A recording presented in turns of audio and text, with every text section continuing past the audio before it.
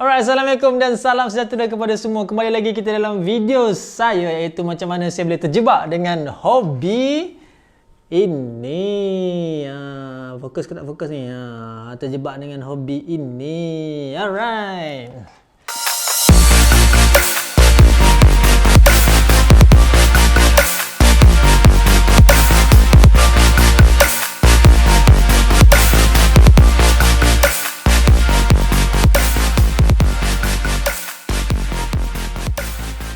Yo, Assalamualaikum dan salam sejahtera kepada semua yang masih lagi bersama dengan saya di episod pada kali ini. Right, okay. Seperti mana yang saya beritahu anda, video ni adalah untuk menceritakan macam mana saya boleh terjebak dalam hobi permainan yo-yo. Ni. Soft focus ke tak soft focus kamera ni? Aku beli kamera bermahal. Okay, tu dia, sharp. Okay, alright, okay. So kalau kita recap pada episod yang dahulu, saya ada menceritakan macam mana Super Yo-Yo. Saya lepas tahun 2002, tahun 1998, tahun 2000, lepas tu terus jump Super Yo-Yo, masa tu start, dan saya telah pergi ke Singapura untuk bertemu dengan player-player daripada overseas, dan masa tu adalah first AP tahun 2004. Okey, dan depan saya ni adalah brand yang saya mula kenali pada ketika itu, yang dikenali sebagai Duncan. Right, okey. So kita dekatkan sikitlah. Kalau nampak dia punya tu brand Duncan ni. Right, okay. Dan pada waktu ketika tu masa saya berada di Singapura, Duncan ni memang sangat-sangat famous lah. Okay, sebab brand ni daripada US, kira macam menggantikan Proyo lah. Okay. Dan masa tu Steve Brown, kalau you guys tengok kat belakang ni ada dia punya pamphlet dia. Okay, Steve Brown ni ada dia punya buku dia. Saya ada buku dia. Okay. Steve Brown ni adalah orang yang kira sebagai macam leader lah, leader mewakili company Duncan. Okay? Dan masa tu lah baru saya start mengenali Duncan tu siapa dan sebagainya. Okay, Duncan tu adalah, tak silap saya, dia adalah satu company yo-yo memang yang dah bertahan lama dekat US. Kira first time lah dia orang set untuk build up yo-yo, dan sekarang ni saya masih lagi ada Duncan. Kalau you guys cuba check dekat Google dan juga check dekat internet, Duncan tu masih lagi hidup lah. So dia orang masih lagi sustain. Dan dia orang ada company yo-yo. Okey, berbalik pada Singapura tadi. Okey. Dan pada waktu Singapura tu ni adalah yo-yo yang saya dapat, dan sebab saya telah di offer oleh beberapa player daripada overseas dan juga country lain yang mengatakan Duncan adalah satu produk yang bagus, dan saya cuba untuk membelilah. Okey. Dan pada ketika itu ini adalah Duncan saya yang pertama, iaitu Freehand Zero. Betul kalau tengok depan ni dah tak ada cap dan dia punya cap sebenarnya berwarna putih. Ini adalah prototype punya yo-yo. Maksudnya yo-yo ni bukan untuk jual tapi prototype, dan saya beli yo-yo ni pada harga pada ketika itu 150 Singapore dollar. Right, okey, masa tu menggigil juga lah. Kalau 150 ringgit tu kira macam okey lagi lah, tapi bila dengar 150 dolar tu kira macam agak gabak jugalah. Tapi biasalah, disebabkan pada ketika itu memang minat, so saya belilah satu untuk tu. Dan sejak itulah saya menggunakan Duncan ni lah untuk be a part of saya punya everyday punya training dalam permainan yo-yo ni lah. So pelbagai trik lah, sebab dia menggunakan bearing. Lepas tu dia, kalau anda tengok dia punya shape dia memang agak wide sikit. Okay, dia memang agak wide. Okay, so senang untuk nak buat your string tricks lah, nak buat bunga ke apa benda dan sebagainya lah. Right, okay. So Duncan ni dia datang dalam pelbagai bentuk. Dia bukan ada satu saja, dia ada yang untuk double A. Okay, langsung saja. Okay, yo-yo ni dia ada 5 division ataupun 5 jenis yo-yo. Okay, bahagian ataupun kategori department apa benda lah. Okay, pertama kita ada 1A ataupun single A, yang di mana yang kita bermain yo-yo menggunakan satu yo-yo dan satu tangan. Okay, yang kedua kita ada double A, iaitu kita ada 2 yo-yo dan kita menggunakan 2 tangan. Okay, yang ketiga kita ada triple A. Triple A ni baru masuk market lah sebenarnya. Triple A kita ada 2 yo-yo tetapi kita buat string trick. Dia 2 tangan lah, tapi dia macam ada string trick lah, macam-macam lah. Okay. Lepas tu kita ada 4A. 4A adalah dikenali sebagai off string. Maksudnya yo-yo tu tidak melekat pada tali. Dia macam kita main lambung lah. Lambung dia macam gantung macam tu lah. Okay, nama dia off string. Dan last sekali kita ada 5A. 5A yang di mana adalah Yoyo tu dilekatkan pada dadu. Bukan yoyo, sorry, minta maaf. Tali, hujung tali tu dilekatkan pada dadu ataupun counterweight. Kalau tengok kat sini dia ada bagi ni. Kalau ni dia ada bagi dadu. Ni ada dadu. Okey. Sekejap. Ini dia ada dadu. Lepas tu dia ada pelampung pancing. Bukan pelampung pancing kan. Ini adalah counterweight. Kita panggil counterweight. Ini adalah counterweight. Ini adalah. So dia bagi sekali dengan stok. Okey. So kira hujung tali tu sepatutnya lekat kat sini, tapi kita letakkan counterweight so kita boleh pusing lah. So you guys boleh tengok video. Saya tak main semua division, saya main satu saja, iaitu saya main single A. Maksudnya saya menggunakan satu yoyo saja. Lepas tu adalah 2-3 yoyo lah. Okey.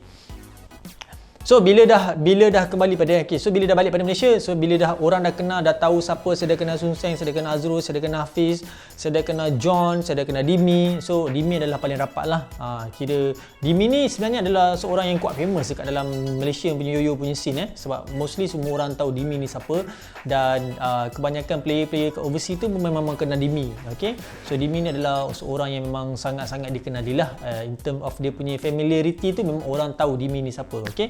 Maybe because of satu dia punya fluence of English, dia punya spoke tu a bit better daripada yang lain, address, and then quite easy to get communicate lah berbanding dengan yang lain lah. Okay, so masa tu maybe senang ke orang nak berkomunikasi dengan dia, dan dia adalah seorang Duncan punya kru lah.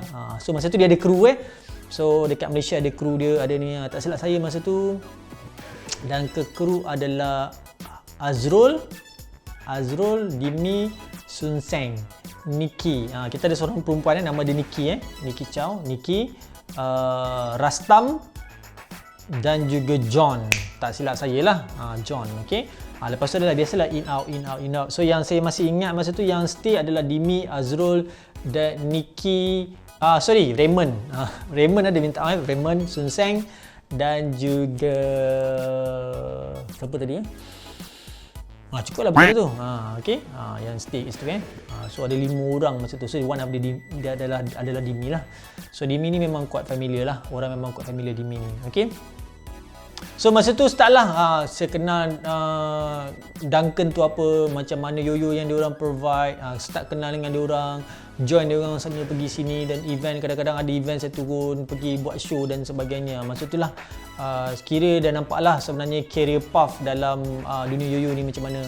Start lah berkenalan dengan orang-orang yang berada dekat Japan dan sebagainya. Okay, dan masa tu lah tertariknya macam mana nak kenal lebih dekat dengan orang-orang yang berada di luar negara. Dan kebanyakannya bila kita orang datang, kita orang sembang, kita tak sembang pasal yoyo, sebab bila kita orang dah balik negara masing-masing, kita orang akan berkomunikasi menggunakan MSN ataupun Yahoo. Dekat situ kita orang dah belajar trik. So datang kita orang nak hang out, sembang, lepak, tanya macam mana you punya life, kira masanya stress relief lah dekat situ kan, sebab jumpa dengan diorang dan sebagainya. So masa tu memang sangat seronok lah. Okay. Dan masa tu memang ada KKL lah, sebab ada sambung belajar. So masa tu memang ada KKL. So senang lagi nak pergi Singapura lah. Okay. Dan masa tu AP ataupun Asia Pacific ni selalu dibuat dekat Singapura. So bila time Batam, diorang ada target diorang. Every year each country yang mewakili Asia Pacific tu kena tambah lah. Yang dulu tak ada Indonesia dengan Brunei, so Indonesia dengan Brunei kena tambah. So diorang kena tambah-tambah lah. So the community of the yoyo tu keep growth lah every year. Yang orang nak jumpa sebenarnya adalah the most likely adalah Japanese, sebab Japanese ni dia punya level of playing yoyo dia memang beyond of you guys punya imagination lah. Even though yang US punya player pun bagi tahu, kalau masa tu lah saya lupa, dia orang kata kalau lah world bukan kalau kita dia orang bagi tahu, dia kata adalah Japan punya national tu, Japan maksudnya pertandingan yoyo yang kat Japan tu sebenarnya boleh ditukar nama kepada World Yoyo Championship, bukan Japan Yoyo Championship, sebab level of dia orang punya playing tu memang beyond of you guys punya imagination lah. So diorang dah bagi tahu ada few yang top player dekat Japan tu diorang nak datang untuk Asia Pacific. Tapi dengan harapan diorang tukar venue lah, diorang tak nak dekat Singapore. So setelah ada few discussion dengan diorang dan sebagainya, dan kita ada collaboration dengan Radioactive. Okay, so untuk pengetahuan you guys, sebenarnya scene yoyo dekat Malaysia ni di support tulang belakang dia adalah satu company Radioactive. Ni company baju yang saya pakai ni lah, Radioactive. Radioactive telah menjadi tulang belakang untuk support dalam dunia scene of kita punya yoyo. Okay, dia orang lah yang membantu dalam in terms of communication, build up the scene yoyo tu dan build up the scene dan menyediakan tempat untuk yoyo player datang. Dan saya masih ingat pada masa tu kita orang diberi tempat di Sunway Pyramid, berhampiran dengan bowling punya arena tu. Ada satu kedai sebelah kedai yang jual, saya tak tahu sekarang ni masih lagi ada ke tak sebab dah lama tak pergi Sunway Pyramid, minta maaf. Dekat sebelah bowling punya alley tu ada kedai yang jual macam barang-barang komik-komik, okey, dan sebagainya. Sebelah tu sebenarnya ada satu butik, butik radioaktif. Saya rasa sekarang ni memang dah tak ada lah, okey. So dekat butik itulah kita orang akan berjumpa setiap hari Sabtu bermula pada pukul 1:30 hari sampailah ke petang. Duduklah ramai-ramai depan tu, kita orang buat pertandingan, main, share tricks dan sebagainya. Every Saturday guys, every Saturday. Itu dunia kita orang dululah, okay. So dekat situ lah kita orang improve daripada one by one. Lepas tu ada dia punya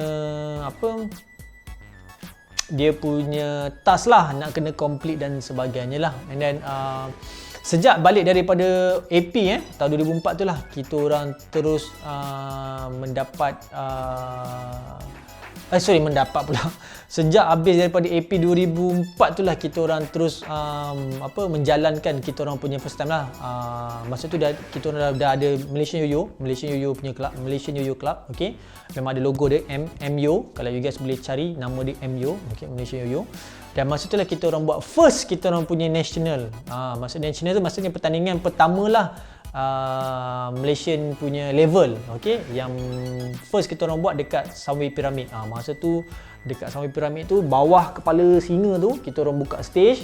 So ini gabungan lah, kira dia orang contact dengan Sunway Pyramid. So buka stage, so orang datang tengok show dan sebagainya. Memang kira quite happening lah masa tu, right? Dan masa tu masih ingat presiden dia adalah Loh Sun Seng. Biasalah kita orang dalam tu, Loh Sun Seng, lepas ada Dimi, Azro, Niki, dalam orang tu lah yang cuba untuk menaikkan sineri yoyo ni. Dan masa tu kita ada backup juga lah daripada Radioactive, Sunway Pyramid dan juga Duncan sendiri yang membantu untuk naikkan yoyo scene pada ketika itu. Alright, masa untuk giveaway untuk kali ni. Alright, okay, kita kembali lagi. Okay, soalannya very simple. Namakan 5 orang pemain yoyo Malaysia yang mewakili Duncan. Namakan 5 orang pemain yoyo Malaysia yang mewakili Duncan. Saya nak 5 je. Saya tahu ada banyak tapi saya nak 5 je. Alright, okay. So hantarkan jawapan anda dan hantarkan sekali screenshot yang anda telah like dan juga subscribe saya punya page, iaitu page YouTube saya. Alright, kita jumpa di video yang akan datang dan hadiah ni akan bakal menjadi milik anda. Alright, okay, thank you. Bye. So itu sebesikit saja tentang berkaitan dengan Duncan dan Singapore. So kita akan jumpa di video yang selepas ni, yang saya akan menceritakan macam mana saya boleh get involved more deep dalam Malaysian Yo-Yo Club. Macam ni Malaysian Yo-Yo Club tu boleh ditubuhkan, dan siapa dia punya pelopori ataupun orang-orang yang berada dalam Malaysian Yo-Yo Club sampailah sekarang ni Malaysian Yo-Yo tu ada.